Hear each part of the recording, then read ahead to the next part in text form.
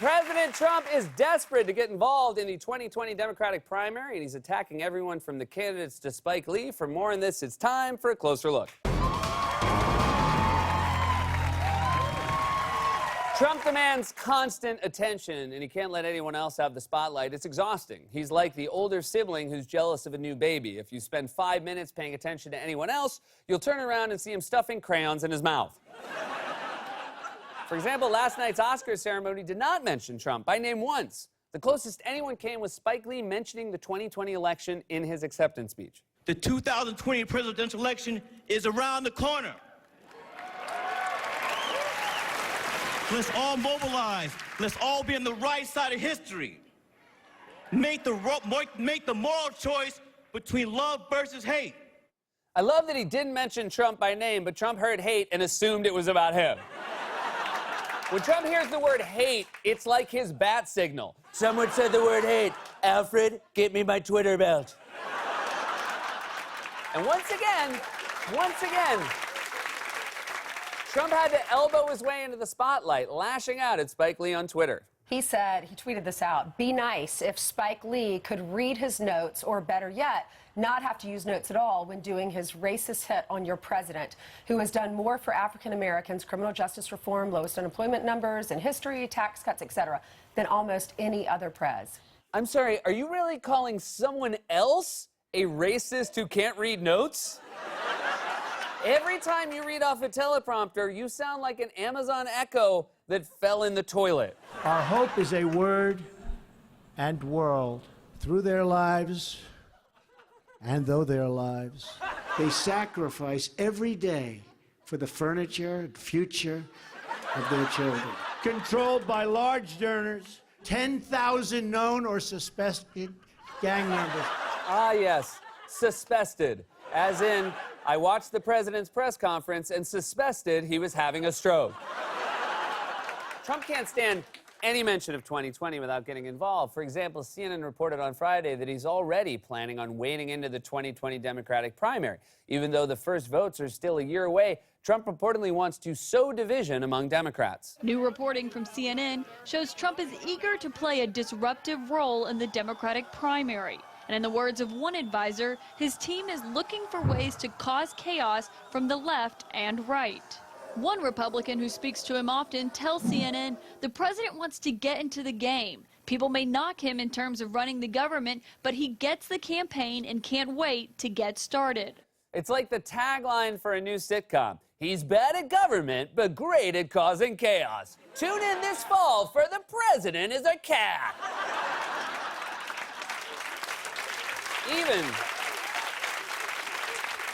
Trump's advisors admit he's bad at running the government, but he's good at causing chaos. I wish I'd been there for that strategy meeting. Okay, guys, so on this side we have weaknesses, running the government, foreign policy, domestic policy, reading, writing, spelling, and speaking. And on this side we have strengths, chaos, so we're going to go with that. The only part of the job Trump likes is campaigning. In fact, on Saturday, he seemed jealous of all the attention the 2020 Democrats have been getting and decided to weigh in, tweeting, "There is far more energy on the right than there is on the left."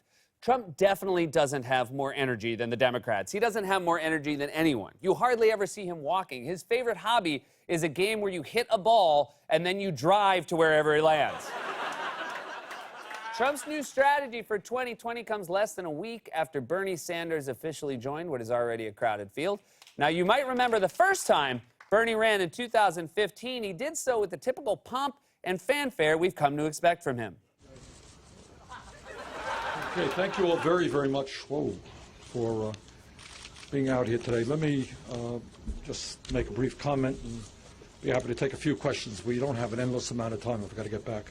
Soaring words. It's like we were bothering him just by listening. I'm running for president. Now leave me the hell alone. Also, why did he just, wander out of a park? Sometimes I like to sleep on a bench to give my suit that nice socialist rumple. Bernie's so modest, he just got the top of the podium. Just the top. The sides are wasteful. Last week, Bernie figured out a way to do it without any podium at all. He announced that he was running for president by calling into Vermont's public radio station, and he was asked specifically about his age. I have been very blessed, in my life. with good health. There are folks out there today who are, 90 years of age who are working hard. There are folks who are 45 and 50 who are lethargic. First of all, it's great that his idea of a young person is 45 or 50. But it's true. Some seniors just have old person strength. They're all bone and muscle, and that's it.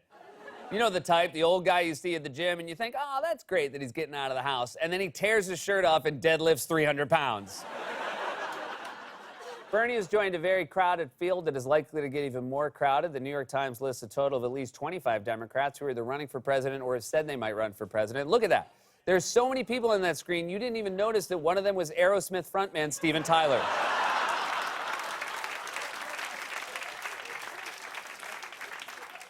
In fact, 3 more potential candidates, Colorado Senator Michael Bennet, former Colorado Governor John Hickenlooper, and New York City Mayor Bill de Blasio joined the campaign trail in Iowa this week, stirring speculation they might run as well. And Democratic candidates aren't just in Iowa, they're everywhere. Last week, Connecticut Congressman Eric Swalwell, who has also said he's considering a run, tweeted a photo of himself in Manhattan and said, "It's snowing in New York. I need coffee. The closest cafe is inside Trump Tower. This is me walking to an alternative."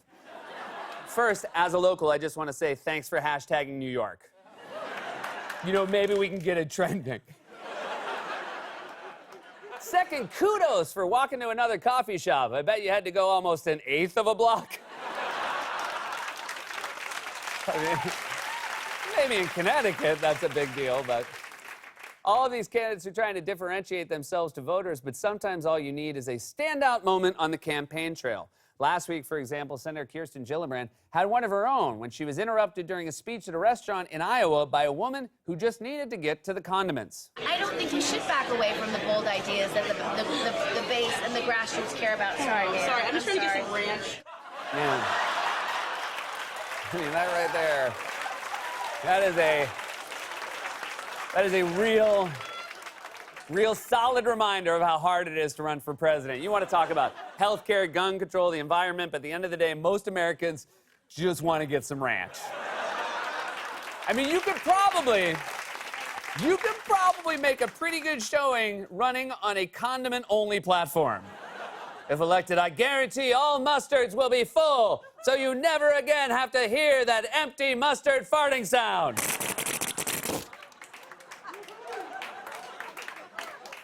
The Yellow Party.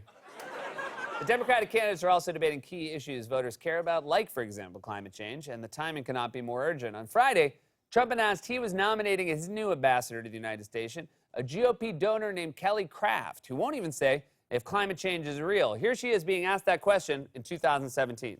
There's good sciences on both issues, and I believe that we are committed to our environment. Obviously, there are a lot of people on this earth, and that is going to be a result of some of the damages to the planet.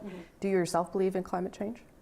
I believe there are sciences that are on both sides that are accurate. You believe that there's science that proves that man is not causing climate change? Well, I think that both sides have, they have their own results from their studies, and I appreciate and I respect both sides of the science. She sounds like a 6th grader who forgot to do a project for the science fair. Also, there are not both sides. There's one side with all the world scientists on it, and then there's the other side, which is just Donald Trump. And I assure you, he's not sitting there in a lab coat and goggles studying computer models and cranking out reports. Eureka, I've got it. I learned how to spell hamburger.